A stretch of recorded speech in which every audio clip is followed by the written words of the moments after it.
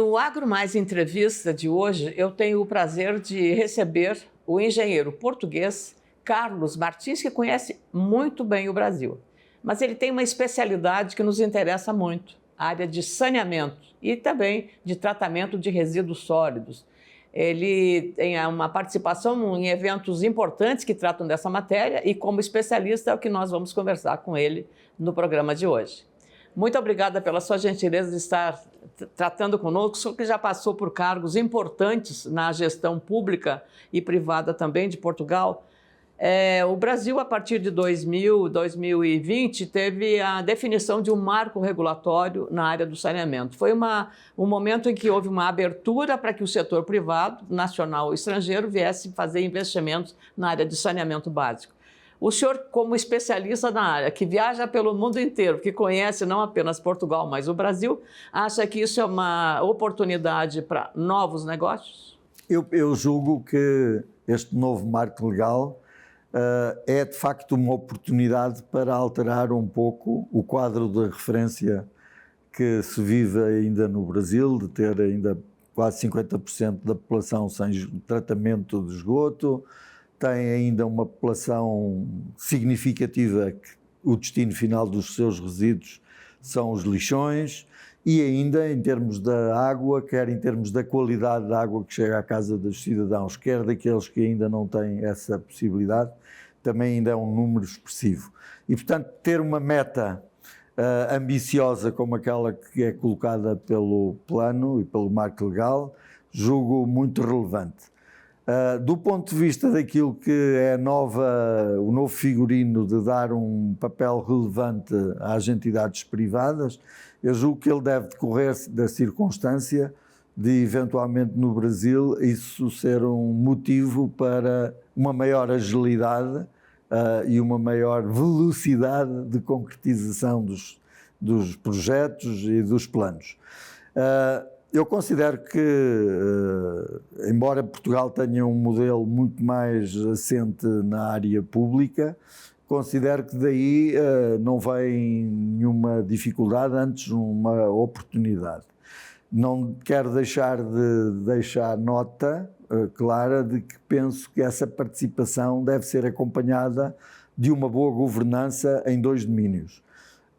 O planejamento deve ser um planejamento público muito robusto e, portanto, com uma qualificação dos quadros que estão na administração pública que atuem com muita confiança, de igual para igual com as empresas privadas em termos de competências e, portanto, julgo que é bom que a administração brasileira, aos seus vários níveis, municipal, estadual e federal, se reforce, no sentido de que a interlocução com os privados possa ser feita de uma maneira equilibrada, porque sabemos que os privados têm mais facilidade de recrutamento dessas competências e quando a administração pública fica frágil do ponto de vista técnico, isso não é bom. O outro domínio é o domínio do planejamento, em que os públicos não podem abdicar de ter um papel central no planejamento das infraestruturas, de maneira a que elas correspondem àquilo que são os interesses públicos em presença. Nomeadamente na área dos resíduos, esta questão do planejamento é uma questão vital, porque as infraestruturas devem estar equilibradas entre aquilo que são as necessidades, portanto a oferta e a procura. Quando nós fazemos mais infraestrutura do que é necessária, a tendência é depois gerir mal para ter preços competitivos e não acautelar os problemas da poluição dos solos, do tratamento do chorume, das emissões, da escolha de boas tecnologias e da próprio aumento dos materiais recicláveis, que eu julgo que é um desafio para o Brasil. Eu diria esta questão: recursos humanos muito competentes na administração pública, planejamento muito forte e muito conduzido pelos atores públicos e uma regulação mais independente e também muito competente. Bom, o que o senhor acaba de falar são dores de cabeça para os próprios empreendedores brasileiros. a questão da burocracia, que o senhor usou o termo, que é a demora na liberação das licenças ou demais do processo ou do projeto junto a um órgão público. Isso é a queixa do Brasil. E o que é demorado custa mais caro, porque a demora custa caro na hora da decisão. O senhor falou também na questão da regulação, também da mesma forma. No Brasil, há uma outra queixa de brasileiros, especialmente, sobre a questão da segurança jurídica. Então, quando você não faz um planejamento adequado e uma regulação adequada, o risco de uma judicialização é grande. Então, o senhor acha que esses pontos são cruciais no caso do marco regulatório? Sim, eu penso que todas essas três vertentes acabam por ter relevância. A segurança jurídica, no sentido de que haja mais confiança dos agentes privados que vão entrar, sobretudo ainda quando estamos à espera também de participação privada internacional e estrangeira, em que quem está de fora observa com muita cautela aquilo que é a segurança jurídica que vai encontrar no país que cria essa oportunidade, mas ao mesmo tempo o que é que isso pode levar? Fatores de risco levam geralmente a custos complementares, que é um delta de custo para suprir o risco implícito que tem em não estar num ambiente de confiança jurídica pleno. Eu julgo que as coisas melhoraram nos últimos anos, pelo aquilo que me é dado a observar e das conversas que vou tendo, julgo que melhoraram. Mas é um exercício que não está nunca ainda completo e que julgo que ainda merece maior reflexão e melhorias no futuro, portanto, para atrair com forma mais clara outros atores para os processos. E o trazer mais atores também traz mais concorrência e, portanto, desse ponto de vista, traz mais experiências, traz mais atores que trazem valor acrescentado, dá aos reguladores a possibilidade de maior comparação entre quem está no mercado e aumenta também, digamos, a possibilidade de se integrarem tecnologias que, num contexto mais monopolista, eu diria, só vem quase quando forem obrigados. Exatamente. Portanto, há aqui fatores. Depois, a outra área que me preocupa também, que já referi, mas que reforço, é a questão de a legislação permitir maior agilidade no processo de licenciamento, mas também muito maior qualidade do que aqui existe em termos do controle efetivo do que foi licenciado. Ou seja, há um momento em que eu licencio e há um outro momento subsequente que é saber se cumpre aquilo que eu licenciei. Aquilo que foi acordado. E aí eu costumo dizer que, para falar de um caso que conheço também bastante bem, que é o caso, por exemplo, das estações de tratamento de esgotos, não basta dizer que eu tenho tratamento de esgotos para não sei quantos milhões, elas podem até estar dimensionadas para esses milhões. O que me interessa como cidadão, como alguém interessado em defender os valores ambientais, é que elas cumpram o seu serviço, é que todos os dias, 24 horas por dia, 365 dias por ano, elas cumpram as normas que foram licenciadas e que estão escritas.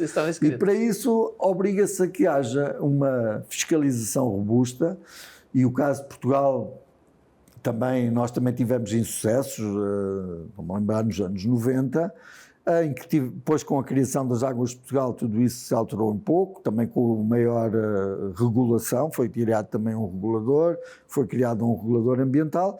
A verdade é que hoje somos um dos países que temos mais bandeiras azuis, e não é uma bandeira que seja atribuída por Portugal, é uma bandeira internacional que comprova que as nossas praias merecem a praia azul. Só tem bandeira azul quem tem água de boa qualidade, areia de boa qualidade, ou seja, é preciso que as nossas estações de tratamento funcionem de acordo com as regras para que esses atributos estejam reunidos. E é isso que eu às vezes tenho receio que possa ser misturado, às vezes nos dados estatísticos e na reflexão mais imediatista do assunto, que é pensar que por termos estações de tratamento de esgotos temos o problema resolvido. Não, ele está resolvido quando elas cumprirem exatamente as funções para que foram construídas. E isso, para mim, exige bastante fiscalização e também um papel bastante responsável de quem ganhou essas concessões, de quem construiu, de quem forneceu os equipamentos, de quem faz a manutenção e, portanto, é um trabalho de todos os dias. Ele não acaba com a construção da ET, eu diria que se inicia quando ela começa a funcionar. Ou seja, quando o senhor diz que todas as águas das praias portuguesas são absolutamente saudáveis e têm nota ótima em matéria de qualidade, significa que não há despejo de esgoto nessas praias. Exatamente, e portanto sobretudo, não quer dizer que não haja episódios. Todos os anos há episódios, mas são episódios e nós... Isolados, e eles são comunicados nas 12 horas seguintes. Detecta-se o que é que aconteceu, uma conduta que rebentou, uma coisa que ocorre, as praias ficam interditas com bandeira vermelha, é feita a reparação e só depois das análises verificarem que estão reunidas as condições, as pessoas voltam a ter a praia com condições para ser usada. Mas isso exige, quer do regulador ambiental, que no nosso caso é a Agência do Ambiente, quer do regulador que regula as concessões e as empresas do setor da água e do saneamento, um critério muito forte e muito robusto de fiscalização. E, portanto, eu penso que essa arquitetura da governança tem de andar a par com este grande surto agora de desenvolvimento que se está a dar nestes sistemas no Brasil, em que tem uma meta muito ambiciosa, muitos atores privados a entrar com muita força e muita dinâmica na construção de novas infraestruturas, mas não devem perder de vista que tem de formar quadros da administração para regular bem, quer do ponto de vista ambiental, quer do ponto de vista económico e do nível de serviço que é prestado aos cidadãos, o trabalho no dia-a-dia. E ligado a este tema, uma questão que no Brasil penso que ainda não está completamente bem resolvida, sobretudo na área dos resíduos, é a questão da sustentabilidade económica. Não devemos confundir que algumas pessoas devem beneficiar de tarifas sociais para que ninguém pague coisa nenhuma. Portanto, estas infraestruturas, para terem sustentabilidade, precisam de ter receitas. As receitas têm de vir de tarifas ligadas à intensidade do uso. Quem mais usa de água mais deve pagar, quem mais usa água também promove mais produção de esgotos, quem produz mais resíduos ou é menos cuidadoso com a sua reciclagem deve pagar mais. Portanto, a questão da sustentabilidade técnica era aquela que eu tinha evidenciado com o bom desempenho das empresas e uma boa fiscalização, mas nunca esqueçam a sustentabilidade económica. Se não houver sustentabilidade económica, rapidamente poderá haver degradação dos níveis de serviço, o que será de todo indesejável, porque nesse caso este investimento e este esforço que está a ser feito seria inglório para criar bom ambiente e boa qualidade de vida aos cidadãos brasileiros e a quem os visita, como é o meu caso, e gosta de cá estar convosco. É verdade. Vamos para um breve intervalo e já voltamos para continuar essa conversa tão importante com o Dr. Carlos Martins, um especialista, um engenheiro especialista em saneamento básico, águas, resíduos sólidos, que vem falar sobre esse tema tão relevante para todos nós. Espere só um pouquinho.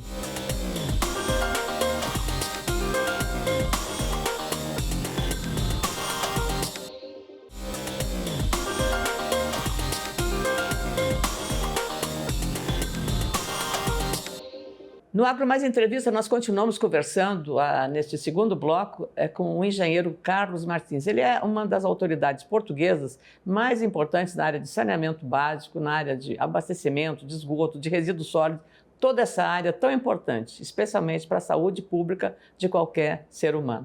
Nós, no Brasil, temos ainda muito a fazer nessa área.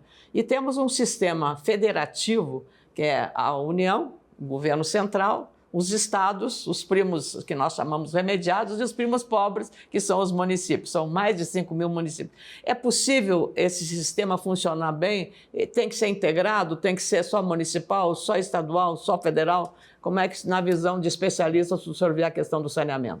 Eu julgo que o tema do saneamento não é muito, no Brasil não é muito diferente se olharmos para o caso da Europa. Eu costumo muitas vezes falar nas minhas intervenções que devemos considerar o Brasil, pela sua dimensão quase continental, algo parecido e similar à União Europeia. Portanto, as leis federais para os brasileiros são as nossas diretivas europeias e, portanto, as diretivas de resíduos que em Portugal têm de se cumprir e que são decididas em Bruxelas, são a que terá de cumprir Pernambuco e que são decididas em Brasília. Portanto, desse ponto de vista, eu diria que a questão da escala temos de nos posicionar dessa maneira. Europa para a Federação Brasileira. Depois, ao nível dos Estados, cada um dos Estados tem níveis de desenvolvimento diferentes, metas eventualmente diferentes, até possibilidades de atingir as metas mais facilmente porque tem mais recursos de uma forma mais acelerada, da mesma maneira que a Alemanha se calhar pode-se considerar mais parecida com São Paulo, ou a França com o Rio, se calhar Pernambuco compara-se mais com Portugal ou o Rio Grande do Sul.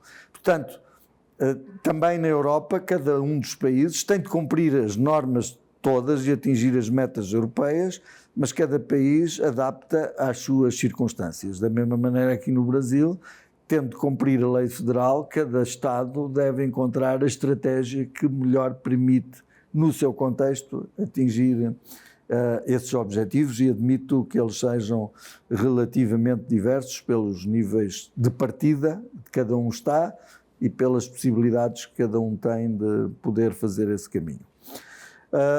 Ainda uma questão e uma nota relativamente à questão do planejamento, é que nestas várias dimensões, estas políticas aqui no Brasil costumam-se definir com prazos de planeamento muito longos, é comum haver planos de 40 anos, 30 e 40 anos. Nós em Portugal adotamos geralmente uma década no máximo, porque há mudanças tecnológicas, mudanças sociais. Vamos acompanhando e monitorizando os planos e a cada década vamos alterando e vamos monitorizando durante aquela década correções de percurso de maneira a atingirmos melhor o caminho. Tudo isto tem a ver com a tal modelo de governança em que criar comissões de acompanhamento com dados reais, e esse é um problema que me parece que o Brasil tem ainda de melhorar, que é ter melhor informação de base. Quando nós queremos recolher informação aqui relativamente ao Brasil, as fontes são diversas e muitas vezes são relativamente contraditórias, o que quer dizer que ainda não existe um sistema fiável e confiável de registro de todas estas dimensões, desde as taxas de cobertura até no setor dos resíduos, até outras questões, nomeadamente sobre a reciclagem, que muitas vezes há informação diversa. Relativamente às questões, e como falámos aqui da saúde, referenciar uma questão que é importante. Portugal, no início dos anos 90, ainda tinha problemas de doenças com base em fatores hídricos e felizmente eles foram erradicados à medida que nós chegámos aos 99% da população servida. No Brasil também não é diferente. E temos 90% também na parte dos esgotos e temos toda a população também servida com destino final adequado na área dos resíduos sólidos. Isto quer dizer que, de facto, estas políticas, parecendo que são políticas de ambiente, são políticas de saúde, são políticas que desenvolvem a economia, porque há mais emprego, mais empresas a trabalhar nestas áreas, e também promovem o turismo, porque Portugal hoje está a viver um boom de turismo e também ninguém viria a Portugal eventualmente se as notícias do jornal fosse dizer que as praias estavam com poluição, se encontrassem as ruas sem limpeza urbana, se não conseguissem beber água em qualquer sítio de Portugal diretamente da torneira sem nenhuma reserva, o que podem fazer atualmente. Portanto, há aqui dimensões múltiplas e interesses múltiplos em presença, mas naturalmente a questão da saúde acabou por ser muito melhorada e muito beneficiada também pelos investimentos que foram realizados nesta área do saneamento básico. Portugal, como o Brasil, tem uma produção pastoril importante, especialmente falamos nos vinhos, no azeite, do bom azeite de oliva, falamos nos queijos portugueses, né, da Serra da Estrela, e tem, portanto, uma agricultura sustentável. O Brasil é um país, como o senhor disse, não de dimensões continentais, e tem uma lei chamada Código Florestal Brasileiro, dos anos 2012, que foi encerrado e concluído, bastante rigoroso no sentido de dar uma agricultura sustentável. Hoje o Brasil é o maior produtor mundial de soja, um dos maiores produtores de proteína animal, maior exportador também, não só produtor, como exportador, e tem uma política na área do agronegócio, da política reversa de embalagens. De todos os produtos químicos que são usados, tem uma política de entrega, que chega a um nível de quase 100% do total. Isso é positivo do ponto de vista da sustentabilidade da produção, doutor?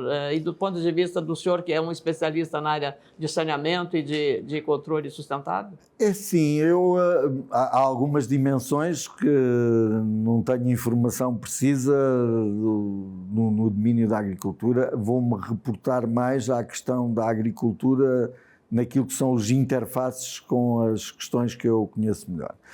O uso da água, por exemplo, o uso da água, irrigação. A questão do uso da água é uma questão muito pertinente, porque em Portugal mais de 85% do uso da água é da área agrícola e, portanto, se muitas vezes andamos preocupados com as perdas de água nas redes da distribuição, dos serviços de distribuição domiciliária, eles são só 10%, as perdas deles andarão, mesmo que sejam muito grandes.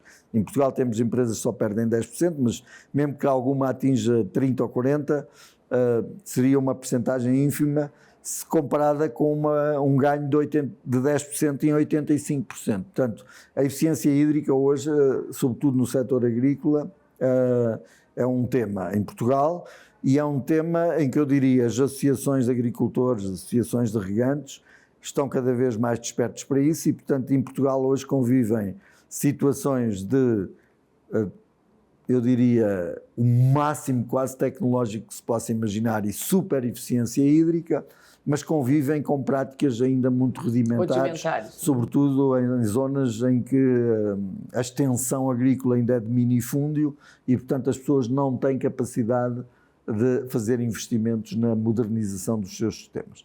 Portanto, eu diria que nas grandes áreas, nas grandes explorações agrícolas, caminha-se largamente para uma maior eficiência hídrica. Isso não quer dizer que não haja erros em Portugal, e pode haver aqui no Brasil, não conheço, que é eventualmente fazer plantações de espécies que não são adequadas a determinado território. E, portanto, poderiam cumprir à mesma o papel de promover os recursos para a alimentação humana ou animal, mas em condições ótimas se eventualmente tivessem numa outra localização, e isso é uma questão de planeamento agrícola, que é saber onde é que existe a possibilidade de otimizar os recursos. Há uma outra área, que é dos resíduos da agricultura e da agroindústria. Os resíduos da agricultura em si mesmo, em Portugal, nunca foram um grande problema, e eu diria que nos anos 96 Portugal fez vários planos setoriais, não fazemos planos de resíduos como no Brasil, em que muitas vezes aparece tudo num mesmo plano. A nossa política tem sido encontrar soluções localizadas e tecnologias adequadas, porque muitas vezes querer colocar tudo no mesmo patamar não funciona. Biodigestores, para dizer. Portanto, nós em Portugal temos-nos dado relativamente bem com isso. Criámos também um sistema para os fluxos de embalagens dos agrotóxicos, que funciona muito bem, e não temos, com esta experiência que já vai em 30 anos, temos tido muito bons resultados em termos das taxas que são encaminhadas para o devido tratamento ou valorização, se houver essa possibilidade. E, portanto, o nosso enfoque hoje em dia é um enfoque na questão do desperdício alimentar. Mas é um enfoque quase mundial, mas que em Portugal também acontece, que é nós desperdiçamos ainda 30% dos nossos alimentos, quando há pessoas a ter fome, E esse desperdício começa muitas vezes na fase de produção, porque queremos uma maçã mais bonita, um tomate mais vermelhinho e descartamos os outros. Quanto por cento é esse desperdício? O desperdício total da cadeia até à nossa casa é 30%. Alguma parte é logo na parte de produção, depois na parte comercial, em que o que está no nosso feira, na feira se desperdiça porque não se vendeu, porque não houve uma rede de frio, claro. E depois em nossa casa porque também descartamos muitas vezes claro. muitos alimentos que eventualmente de uma forma inadequada. Que é inadequada e que podíamos também nós como cidadãos, e sempre nós os atores principais neste processo, podíamos ter comportamentos ambientalmente mais adequados. E para fechar um bocado isto que tivemos aqui um pouco nesta conversa, mas também ligá-lo a tudo o anterior, é dizer que há aqui uma peça-chave que nunca pode ser esquecida também nenhum dia do ano, que é a educação ambiental e cívica. Ou seja, se somos cada um de nós atores principais deste processo, seja enquanto consumidores da água, seja descartar os esgotos e colocamos na sanita se é adequado ou não é adequado àquilo que nos dão as recomendações. Se nos resíduos fazemos a separação, não fazemos a disparação. Ou até, como consumidores, se trazemos para casa o que precisamos ou trazemos muito mais do que precisamos. Eu, cada vez que abro o meu guarda-fato, acho que também não cumpro bem aí o meu papel. Se calhar, falando do guarda-roupa. O guarda-roupa em português. E, portanto, tenho lá, se calhar, têxteis a mais do que deveria ter. Que também hoje começa a ser um problema ambiental grave. Não pela camisa, mas pelo que está atrás dela, em termos de litros de água, de desflorestação, etc. Portanto, é toda essa cadeia que tem de ser olhada agora numa visão de economia circular e que os cidadãos têm um papel muito central para o sucesso dessa política. Portanto, Doutor Carlos, o senhor deu uma aula para a gente até de comportamento ambiental do cidadão. E realmente eu acho que essa reflexão que ele deixa é para mim, é para todo mundo. Ele, quando lembrou o fato, abriu o guarda-roupa e viu que ali tinha roupas que ele comprou e não precisava delas. Como ele falou, do mercado que compra mais do que você vai consumir. Então a gente tem que raciocinar desse jeito, porque isso tudo se impacta não só sobre o ambiente, mas impacta também no nosso bolso, porque isso é dinheiro que estamos gastando sem necessidade. Então, eu acho que se olhar para esses dois lados, de maneira prática, como dona de casa, eu também posso interpretar dessa maneira. E lhe agradeço muito essa entrevista tão, eu diria, com tanta instrução, com tanta informação. Nós temos que entender que a questão ambiental não é apenas um compromisso de governo,